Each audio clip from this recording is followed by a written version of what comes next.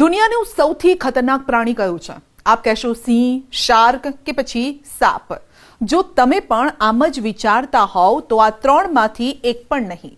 વૈજ્ઞાનિકોના મતે સાચો જવાબ છે મચ્છર. એટલા માટે કારણ કે એક સ્ટડી મુજબ આ નાના કદનું પ્રાણી દર વર્ષે 6 લાખથી વધુ લોકોનો જીવ લે છે. મેલેરિયા, ડેન્ગ્યુ અને વેસ્ટ નાઇલ વાયરસ જેવા રોગો દ્વારા તેણે સદીઓથી માનવજાતને ડરમાં રાખી છે. પરંતુ શું તમે ક્યારે વિચાર્યું છે કે મચ્છરોએ માનવ લોહી ક્યારે પીવાનું શરૂ કર્યું?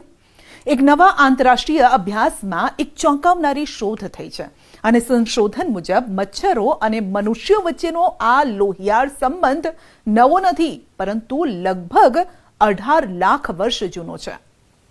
ડીએનએ વિશ્લેષણનો ઉપયોગ કરીને વૈજ્ઞાનિકોએ તે સમય નક્કી કર્યો છે કે જ્યારે મચ્છરોએ પ્રાણીઓને પાછળ છોડીને શરૂઆતમાં માનવોનો શિકાર કરવાનું શરૂ કર્યું હતું. આ વાત દક્ષિણ પૂર્વ એશિયાના જંગલોની છે, જ્યાં આપણા પૂર્વજોએ આ નાના શિકારીઓનો પ્રથમ સામનો કર્યો હતો. વૈજ્ઞાનિકોએ એનોફિલિસ લ્યુકોસ્પાયરસ જૂથના મચ્છરો પર અભ્યાસ કર્યો હતો, જે મેલેરિયા ફેલાવે છે અને તે જ જૂથના છે. સંશોધન માટે 1992 અને 2020 વચ્ચે દક્ષિણ પૂર્વ એશિયામાંથી એકત્રિત કરવામાં આવેલી 11 વિવિધ મચ્છરોની પ્રજાતિઓ પર ડીએનએનું પરીક્ષણ કરવામાં આવ્યું. કમ્પ્યુટર મોડેલનો ઉપયોગ કરીને તેમના પરિવર્તન અને ઉત્ક્રાંતિ ઇતિહાસની તપાસ કરવામાં આવી હતી.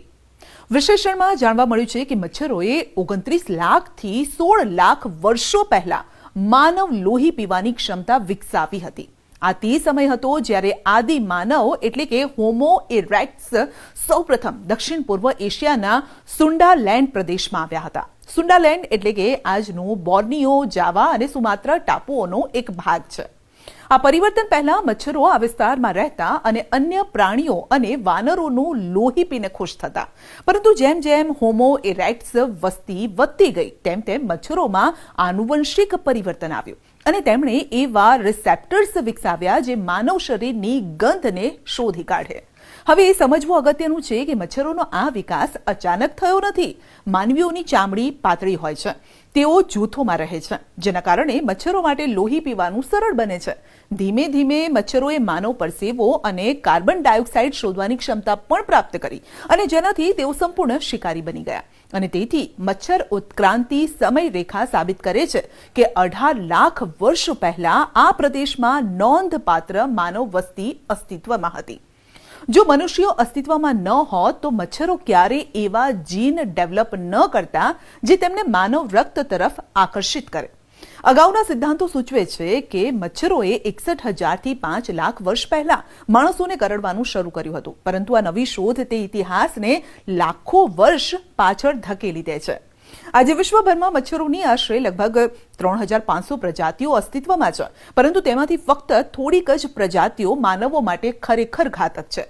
મેલેરિયા ઉપરાંત તેઓ ડેન્ગ્યુ, પીળો તાવ, ઝિકા વાયરસ પણ તેમની જ દેન છે. મચ્છરના લાળમાં રહેલા રસાયણો માનવ રોગ પ્રતિકારક શક્તિને ટાળવામાં માહિર છે. વૈજ્ઞાનિકો માને છે કે મચ્છરોના આ પ્રાચીન ઇતિહાસને સમજવાથી ભવિષ્યમાં રોગોને રોકવાના નવા રસ્તાઓ શોધવામાં પણ મદદ મળશે.